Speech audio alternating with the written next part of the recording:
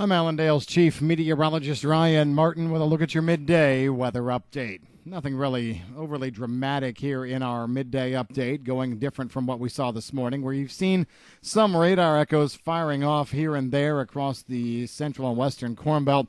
Probably 75 to 90% of that is just ground clutter, but I think there's a few thunderstorms that have been trying to kick off from Iowa into northern parts of Illinois. They are highly isolated and should not be seen as a major threat. That being said, there is a weak little surface trough that's meandering through southern parts of Wisconsin, southern Minnesota. It might be enough to throw a thunderstorm in one or two spots. But generally speaking, we're dry here, and that's the same way we're going to be to finish out the week through the Corn Belt tomorrow and going into Saturday. Even Sunday in the eastern Corn Belt will be mostly dry. Our next round of precipitation comes through Sunday into Monday. Before we get to that, let's talk about what's happening in the Central Plains. A cluster of shower and thunderstorm action just continues to sit south central Kansas, north central, northwest Oklahoma, and it's trying to expand a little bit up into east central and northeast Kansas.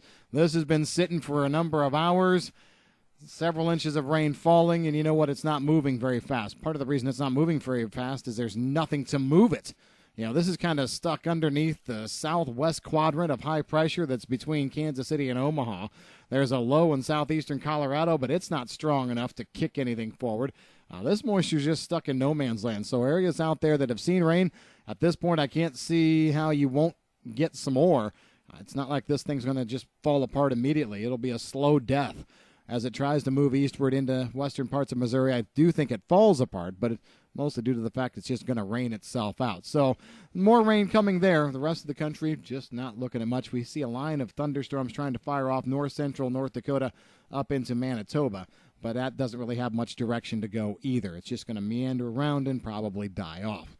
So going forward, as we said, the next batch of precipitation we see works its way through the region as we go through Sunday into Monday. Looking at a nice cluster of showers and thunderstorms developing, you can even say overnight Saturday of southwestern Minnesota, northwestern Iowa, but then really coming into its own as we go through Sunday over Iowa, Illinois.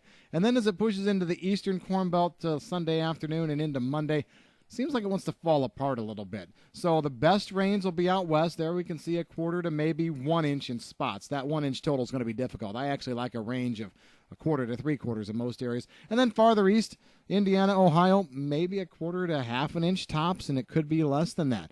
Coverage on this, I don't like any more than 60%. I think it's going to be, if you get it, great. If you don't, it kind of stinks kind of scenario. As we go toward midweek, though, that's when we start to see some fairly serious moisture getting going. A big cluster of thunderstorms develops first in the Central Plains, Kansas, Nebraska, and it expands eastward across Missouri, southern Iowa, into Illinois, and then Indiana. We're looking at this producing some fairly significant rains. I'm going to keep my rain totals at what we did online this morning, which is 1/2 to 2 inches. I think there could be a lot of 1 to 2 inch rain events in here. But what's interesting is where it moves from. I'm calling for about 70% coverage of the Corn Belt, but we're missing out when we get up into the upper Midwest. I'd say the key areas to watch are going to be from the I-80 corridor on the north side all the way down to the I-44, I-64 corridors on the south. So missing out up north, but that, in between those two interstate corridors, we're going to be looking at some serious rainfall potential, especially over the central and eastern Corn Belt. Looks like the low wants to track right across Indiana. So 1/2 to 2 inch totals, maybe slightly more. We'll see how the models want to play it going forward, but that looks like a big rainmaker. We're going to follow that up with, I think, a secondary system, more for the plains and then down into the lower Mississippi Valley as we go from Saturday into Sunday. Could see a little bit of that moisture hang on in Missouri and southern Iowa, but not a whole heck of a lot. The extended forecast period does continue to show nice cool air in over most of the Corn Belt. Where the precipitation is going to set up is going to be in the boundary line areas between the cool air to the east and the warm air to the west, because this cool air mass is not something that just sags over the entire country. It's a west versus east affair. The ridge is still in play over the west.